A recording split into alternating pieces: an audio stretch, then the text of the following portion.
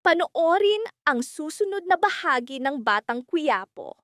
Huwag kalimutang mag-subscribe sa Series Explained PH, i-turn on ang bell notification, at manatiling nakaantabay para sa aming mga susunod na video. Sa munisipyo, pumasok ang isang lalaki. Mabigat ang bawat hakbang, para bang may dalang balitang kayang yumanig sa buong lungsod. Isang katotohanang kayang gumiba sa pundasyon ng matagal ng kapangyarihan. Hinarap niya sina Jackie, Miguelito, at Roberto. Bumigat ang katahimikan, mas mabigat kaysa anumang sigaw. Walang pagpapakilala, walang paligoy-ligoy. Diretso niyang sinabi, bukas ilalabas ang opisyal na resulta ng halalan. At doon, malinaw na nakasulat, si Tanggol ang tunay na nanalo, ang bagong mayor. Tumigil ang oras. Nagyelo ang mga mukha. Nagtagpo ang mga mata sa takot at pangamba. Si Jackie ang unang kumilos. Bumigat ang kanyang paghinga, kumuyom ang panga. Mariin niyang idineklara, anumang mangyari, hindi siya bibitaw sa kapangyarihan. Para sa kanya, hindi lang ito posisyon, kundi laban para sa dangal. Dumadaloy sa kanyang dugo ang kapangyarihan, at ang pagsuko ay katumbas ng kamatayan. Halos sumabog si Miguelito. Sunod-sunod ang kanyang mga tanong, puno ng galit at pangamba. Paano nila mapipigilan ang pagbubunyag? Nanginginig ang kanyang tinig, hindi lang sa galit kundi sa takot. Sapagkat ang paglabas ng katotohanan ay nangangahulugang pagbagsak ng lahat ng kanyang kasinungalingan at pakana. Tahimik si Roberto. Ngunit ang katahimikan niya ang pinakanakakatakot. Nang magsalita siya, mababa ngunit matalim ang tinig. Walang dapat makaalam ng katotohanan. Hindi ngayon, hindi kailanman. Para sa kanya, ang sikreto ay sandata at kailangang ipagtanggol iyon sa lahat ng paraan. Paniniwala niya, ang kapangyarihan ay hindi ibinibigay, kinukuha at dapat ipaglaban hanggang huli. Agad nagbigay ng utos si Roberto, magtayo ng barikada. Ikalat ang mga tauhan, pigilan ang ibang pulis at mga nagpoprotesta. Kontrolin ang lahat, lugar, impormasyon, sitwasyon. Sapagkat bago ang anunsyo, isang pagkakamali lamang ay maaaring magdala ng pagbagsak. Sa kanilang isipan, iisa ang solusyon, harangin ang katotohanan. Sa ibang bahagi ng lungsod, naganap ang isang lihim na pagpupulong. Nagharap sina Mando at Rigor. Ibinunyag ni Mando na may impormasyon sila kung saan nagtatago sina Tanggol at ang kanyang mga kasama. Agad silang kumilos. Isang raid. Walang pag-aalinlangan. Umaasa silang doon matatapos ang lahat. Ngunit nabigo ang operasyon. Nakaligtas si Tanggol. Muli, isang hakbang na mas maaga siya. Sumabog ang galit ni Rigor. Para sa kanya, isang insulto na siya bilang hepe ay hindi na ipaalam. Pakiramdam niya'y binaliwala ang kanyang autoridad. Sa galit, sinuntok niya si Mando, inilabas ang taon ng kinimkim na puot. Ngunit hindi na nakatiis si Mando. Bigla niyang hinugot ang baril, nakatutok kay Rigor. At sa sandaling iyon, sumabog ang matagal nang nakatagong katotohanan. Hindi si Tanggol ang may sala sa pagkamatay ng mga anak ni Rigor. Tumama ang mga salita kay Rigor na parang kidlat. Napatigil siya. Sa unang pagkakataon, nayanig ang kanyang paniniwala. Dumating si Mary, nagpalitan ng maiinit na salita. Hindi pa rin niya matanggap ang pagkamatay ng anak. Bawat salita ni Rigor ay muling sumugat sa kanyang puso. Ngunit walang bakas ng pagsisisi si Rigor. Sa halip, mas lumaki ang kanyang kayabangan. Muli niyang hinugot ang baril at ibinunton ang sisi kay Marites. Tinawag niya itong bigong ina. Ngunit hindi umatras si Marites. Mariin niyang idineklara, si Rigor ang tunay na kriminal. Ang kanyang galit, inggit, at karahasan ang pumatay sa kanilang anak.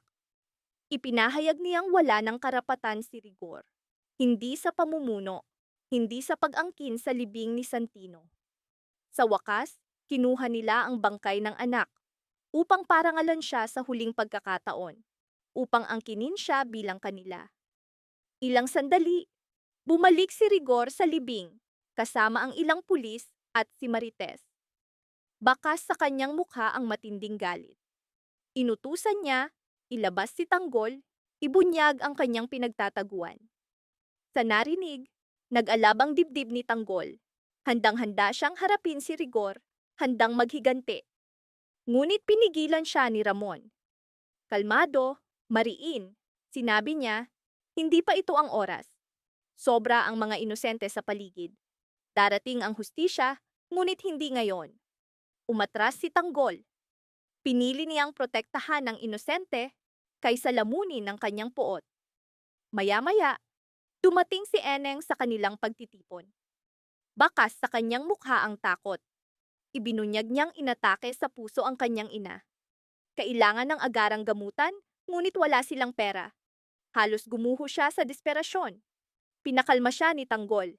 Sinabi niyang hahanap sila ng paraan. Nabuo ang plano. Kunin ang alahas at ginto upang makalikom ng pera. Habang abala ang grupo sa loob ng tindahan ng alahas, naghihintay si Tanggol sa kotse. Hindi niya alam na paparating ang panganib. Biglang nakita ni Bulldog ang isang babae na palihim na pinindot ang alarma.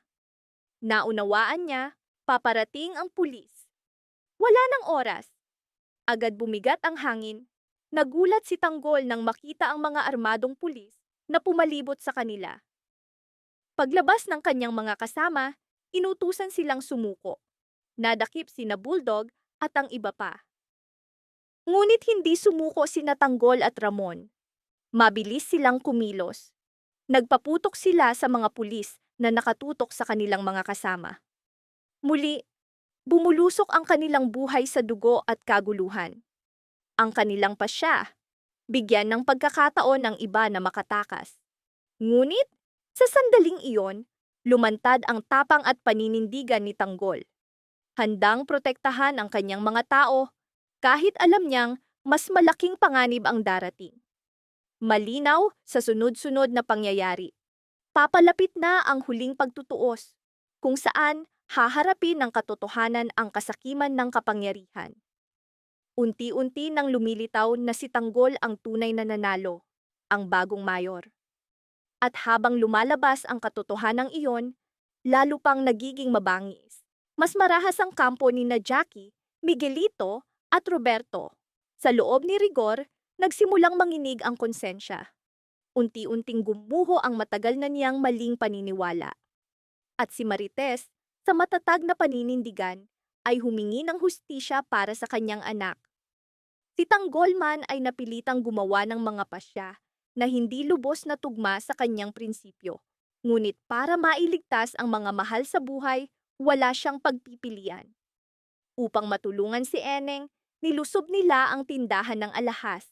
At ang hakbang na iyon ang nagdala sa kanila sa harap ng pulisya. Lahat ay tinutugis ng isang tanong. Hanggang saan handang isakripisyo ni Tanggol ang kanyang buhay, prinsipyo, at mga kasama para sa hustisya? At hanggang kailan kayang pigilan ng makapangyarihan ang katotohanang pilit na lumalabas? Hindi pa tapos ang laban. Ngunit malinaw, papalapit na ang sandaling wala ng puwang para umatras. Sa buong lungsod, tila walang katapusan ng gabi. Takot ang bumabalot sa bawat sulok, pulungan sa bawat bahay, anino'y may dalang pangamba. Sa munisipyo, hindi humuhupa ang tensyon. Sa likod ng mga barikada, nagtipon sina Jackie, Miguelito at Roberto. Pawisan ng noo, mabigat ang paghinga. Ramdam nilang lumiliit ang kanilang mundo. Ang oras na minsang hawak nila, tumudulas na sa kanilang mga kamay.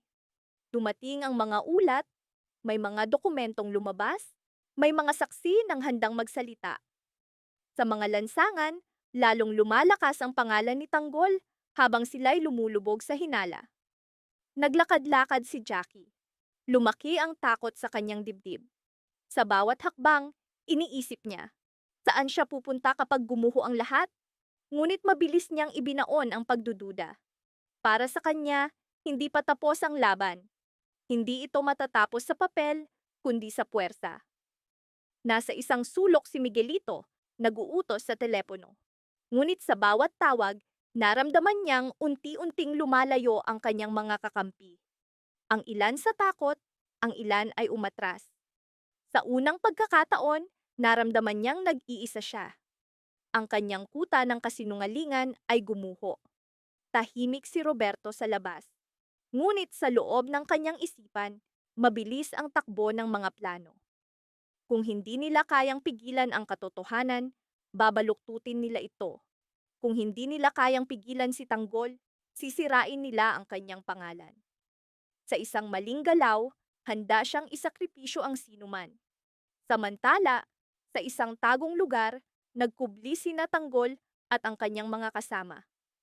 Pagod ang mga katawan, sugatan ang ilan. Ngunit hindi durog ang loob. Alam ni Tanggol, bawat hakbang ay may kapalit na dugo, pawis at luha. Ngunit wala nang balikan, hindi na ito laban niya lamang. Ito'y laban ng bayan, ng mga tinanggalan ng tinig, ng mga binasag ang buhay ng kasinungalingan. Lumapit si Ramon. Mabigat ang kanyang mga mata. Wika niya, darating ang araw na si Tanggol ay tatayo, hindi bilang takas, kundi bilang sagisag. Bilang pinuno, hindi lang sa papel, kundi sa puso ng tao. Tahimik na tumango si Tanggol. Alam niya. Ngunit alam din niya, bago dumating ang araw na iyon, may isang huling unos na darating. Sa isang madilim na silid, nag-iisa si Rigor. Baril sa kamay, ngunit nanginginig ang kanyang mga daliri. Paulit-ulit na umuukil-kil sa kanyang isip ang mga salita. Kung hindi si Tanggol ang may sala, sino ang tunay na kriminal? Mabigat na bumagsak ang konsensya sa kanya. Unti-unti, ang tanong na matagal niyang iniiwasan ay muling nabuhay. Sa unang pagkakataon, hindi galit ang laman ng kanyang isip, kundi kalituhan. At sa loob ng kalituhan, may nabubuong pasya, isang pasyang maaaring magbago ng lahat.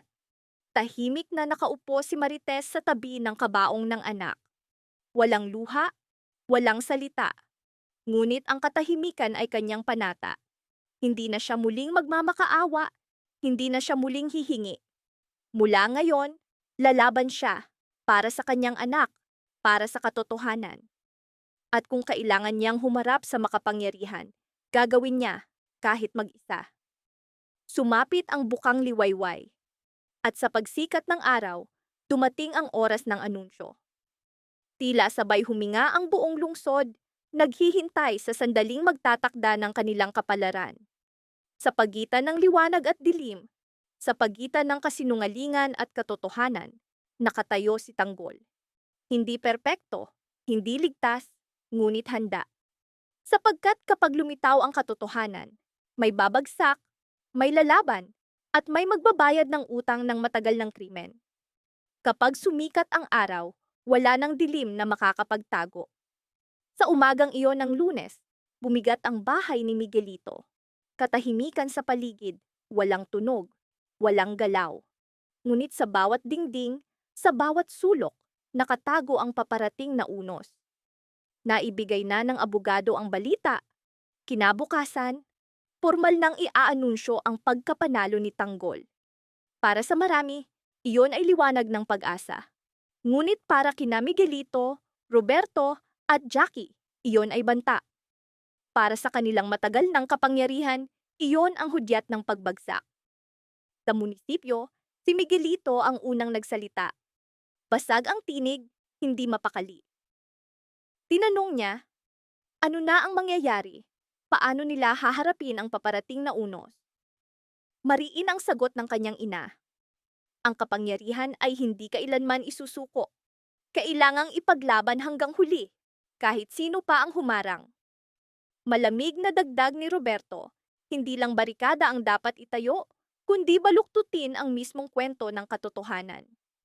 Sapagkat para sa kanya, ang katotohanan ay kung ano ang kayang ipaniwala sa tao.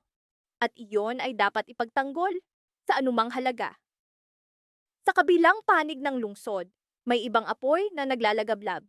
Sinabi ni Mando kay Rigor, may balita sila kung saan nagtatago si Tanggol. Kumulo ang dugo ni Rigor. Para sa kanya, isang matinding kahihiyan. Siya ang hepe, ngunit hindi siya naipaalam. Ang pagbaliwala ay mas malalim pa sa lumang sugat. Walang pag-aalinlangan, tinugod niya si Mando.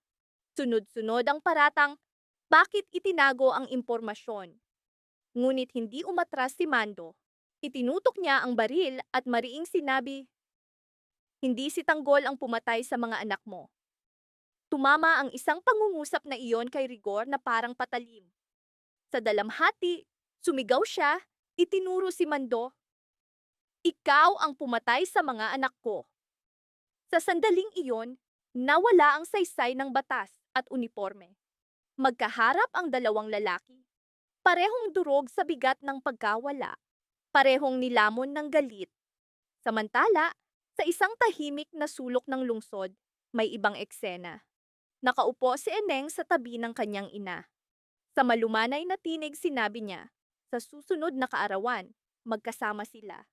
Isang simpleng pangarap, isang pangako. Ngunit ang ina, may halong biro at takot, sumagot. Buhay pa ba ako noon? Agad siyang sinaway ni Eneng. Ayaw niyang marinig ang ganoong salita. Para sa kanya, ang hinaharap ay pag-asa, buhay na ipinaglalaban. Para kay Eneng, ang mga salita ng ina ay tila pamamaalam at hindi pa siya handang magpaalam. Ngunit hindi nila alam, ilang sandali pa, susugod si Rigor sa pinagtataguan ni Tanggol. Bulag sa galit, itinutulak ng kagustuhang pumatay, siya'y sumulong. Mahigpit na hinawakan ni Ramon ang balikat ni Tanggol, pinigilan siyang maghiganti. Mariin niyang sinabi, hindi pa na ngayon. Sobra ang mga inosente na madadamay. Para kay Ramon, ang pakikipaglaban ay hindi lang bala, kundi pagpili kung sino ang mananatiling tao sa gitna ng karahasan. Dumating ang mas mabigat na balita. Naaksidente ang ina ni Eneng. Dinala sa ospital, ngunit hinarap ni Eneng ang malupit na katotohanan. Wala silang pera. Sa desperasyon, lumapit si Tanggol. Mariin ang tinig. Huwag kang mag-alala, ililigtas natin ang iyong ina. Sa kawalan ng pag-asa, napilitan silang tahakin ang maling landas. Nilusob nila ang tindahan ng alahas. Alam nilang, ang hakbang na iyon ay magdadala sa kanila sa mas malalim na panganib. Bumalik ang kwento sa Biyernes, Pebrero 6. Sa mga lansangan, sumiklab ang protesta. Puno ng sigaw ng galit at pag-asa ang lungsod. Biglang sumugod ang pulis. Batuta? Sipa? Mga taong ibinagsak sa lupa. Malupit. Sa gitna ng kaguluhan, nagsalita si Congressman Leo. Pagod ang tinig, ngunit mariin, idineklara niya, ipinagbawal ng mga gerero ang protesta sa kanilang diktadurang utos. Marami ang inaresto, marami ang ikinulong. Pansamantalang napigil, ngunit hindi matatapos ang laban. Itinaas din ni Tindig ang kanyang tinig. Sinabi niya, huwag mawalan ng pag-asa. Isa lamang itong pagsubok sa kanilang tapang at paninindigan. Samantala, narinig ni Rigor ang balita na bumisita si Aling Tess sa puntod ni Santino. Lalong nag-alab ang kanyang galit. Paulit-ulit niyang tinanong, ano ang sinabi niya? Ipinaliwanag na saglit lamang pumunta si Aling Tess at pinaalis siya ni Mondo. Kalaunan, pumunta si Aling Tess kay Tindig. Ibinahagi niya ang takot ng mga tao, ang pangamba sa pagharap kay Rigor. Ngunit para kay Aling Tess, mas malakas ang pananabik sa anak kaysa takot. Kinilala ni Tindig ang kanyang karapatan. Nangako siya. Makakahanap sila ng paraan. Sa City Hall, muling nagliyab ang apoy. Hinarap ni Jackie ang dating kasama, si Sheila, matapos itong magsalita sa media. Inakusahan niya ito ng pagtataksil. Ngunit hindi natakot si Sheila. Mariin niyang idineklara, ang tunay na pagtataksil ay ang kautusang nag-alis sa tao ng kanilang karapatan. Sumali si Roberto sa usapan. Pinagtanggol niya ang kanilang aksyon, para raw sa kaayusan. Ngunit agad na sumagot ang konsehal at si Mario. Ibinunyag nila ang katiwalian. Naging personal ang debate. Sa huli, sinabi ni Roberto na maghinay-hinay. Ngunit ang kanyang tinig ay may dalang banta. Alam nila, kung saan hahantong ang labang ito. Pagkaalis ng mga kalaban, naiwan sina Jackie at Roberto. Ibinuhos ni Jackie ang kanyang takot na baka sila'y itapon na lamang. Ngunit puno ng kumpiyansa si Roberto. Naniniwala siyang hawak nila ang kapangyarihan. Kaya nilang baligtarin ang anumang paratang. Para sa kanya, ngayon pa lang nagsisimula ang tunay na laban. Sa sandaling iyon, inilunsad ni Miguelito ang pag-atake sa bahay ni Ben. Bumaon ang putukan sa katahimikan. Sumigaw si Ramon na magkubli ang lahat. Sumiklab ang sagupaan sa magkabilang panig. Bumaba si Gina mula sa hagdan, walang kamalay-malay sa panganib. Nang sugatan si Thanos, napasigaw si Tanggol. Tinamaan din ng bala si Bulldog. Tinawag ni Ben ang kanyang asawa. At nang makita ni Miguelito si Gina, walang pag-aalinlangan siyang nagpaputok. Sa isang iglap, bumagsak si Gina sa lupa. Sa galit at pighati, sumugod si Ben kay Miguelito. Tinawag siyang hayop. Ngunit isa pang bala ang tumapos sa kanyang buhay. Tumakas ang grupo ni Tanggol sa likod na pinto. Tumawa si Miguelito, nakatitig sa malamig na bangkay ni na Ben at Gina. Habang sila'y tumatakas, maraming pulis ang bumagsak. Naiwan si Miguelito, nagngangalit sa galit. Nang marinig niyang nakatakas si Tanggol, pinaril niya ang isang pulis sa tindi ng puot. Pagbalik niya sa kanilang tahanan, hinarap siya ng ina at ni Roberto. Inamin niya, nakaligtas si Tanggol. Muling sumiklab ang tensyon. Ipinagtanggol ni Miguelito ang sarili. Sinabi niyang wala siyang nilabag na batas. Ngunit mariin ang sagot ni Roberto, hindi iyon ang kanilang plano. Dapat silang kumilos ng magkakasama. Sa sandaling iyon, naunawaan nilang guguho na ang kanilang pamilya ang pundasyon ng kanilang kapangyarihan. Bumigat ang katahimikan sa silid. Hindi payapa, kundi nakakasakal. Nakaupo ng tuwid ang ina ni Miguelito, malamig ang mga mata. Nakatayo si Roberto, nakapatong ang mga kamay sa bewang, pinipigil ang galit. Hingal si Miguelito, basang-basa ng dugo ang kanyang kamiseta, nanginginig ang panga. Binasag ni Roberto ang katahimikan. Mababa ngunit mabigat ang kanyang tinig. Hindi sumagot si Miguelito. Sa halip, tumawa. Walang bakas ng pagsisisi. Plano? Anong plano? Nakaligtas si Tanggol. Ginawa ko ang dapat gawin. Tumalim ang mga mata ng kanyang ina. Sa malamig na tinig sinabi niya, ginawa mo ang gusto mo. Sa bawat bala, lalo mo tayong itinulak sa bangin. Nagkatinginan sina Roberto at ang ina. Pareho nilang alam, hindi na kontrolado si Miguelito. At ang isang lalaking may baril, wala sa sarili, ay mas mapanganib kaysa anumang kaaway. Samantala, sa isang madilim na eskinita, huminto ang grupo ni Tanggol. Hingal, basang pawis, duguan. Walang nagsalita, lahat ay durog ng dalamhati. Tahimik na nakaupo si Tanggol. Hindi pa rin siya makapaniwala. Ben at Gina, dalawang buhay na nawala sa isang iglap. Lumapit si Ramon at sinabi, hindi mo kasalanan ito, ngunit umiling si Tanggol. Kasama ko sila. Dahil sa akin, namatay sila. Nasa sulok si Eneng, umiiyak. Namamaga ang mga mata, hindi lang sa takot kundi sa bigat ng sunod-sunod na trahedya. Nasa ospital ang kanyang ina at ang mga tumulong sa kanila'y wala na.